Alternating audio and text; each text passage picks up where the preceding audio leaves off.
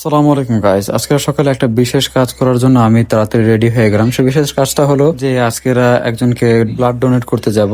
আমার friend blood donate করবে, ওর এই ফার্স্ট টাইম। ওর বাসায় যায় আমাকে প্রথমত অনেকক্ষণ দাঁড়ায় থাকতে হয়, দেন ওকে নিয়ে আমি রওনা হয়ে গেলাম খুলনার দিকে। অবশেষে সেখানে পৌঁছায় গেলেও ডাক্তারখানার নাম ভুলভাল বলায় আমরা অনেকক্ষণ ঘোরাঘুরি করি।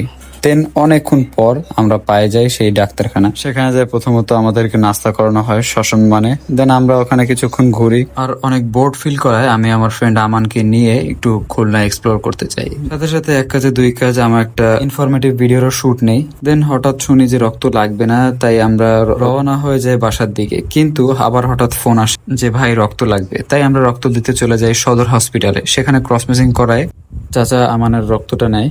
যেহেতু প্রথমবার আর মাশাল্লাহ ওর রক্তের ফ্লো ভালো ছিল, তাই তাড়াতাড়ি হয়ে যায়। দেন ওকে কিছু খাওয়ানোর চেষ্টা করলে ও কিছু খায় না। আমরা বাসার দিকে রওনা হয়ে যাই আর ওকে সেফলি ওর বাসায় আমি পৌঁছে দিই। আসরের সময় রেডি হয়ে আমি নামাজ পড়তে চলে যাই। দেন ওইখান থেকে আমি চলে যাই শামীম ভাইয়ের দোকান খুলতে। আজকের মাগরিবের নামাজ পড়ে একটু তালিমে বসছিলাম আর এত ঘুম পাইছে। যাই হোক, দোকানে এসে দেখি যে ভাই আমার জন্য একটু নাস্তা রেডি করছে। আর এই ছেলেদেরকে দেখে আমার ছোটবেলার কথা মনে পড়ে যায় যে কখনো এত টাকা দিয়ে কিছু খাওয়ার সাহস পাইনি। দেন আলহামদুলিল্লাহ আমার সব কাজ শেষ করে আমার বন্ধুর বাসায় আমি রওনা হয়ে যাই। আর আজকের জন্য এ পর্যন্তই। আসসালামু আলাইকুম।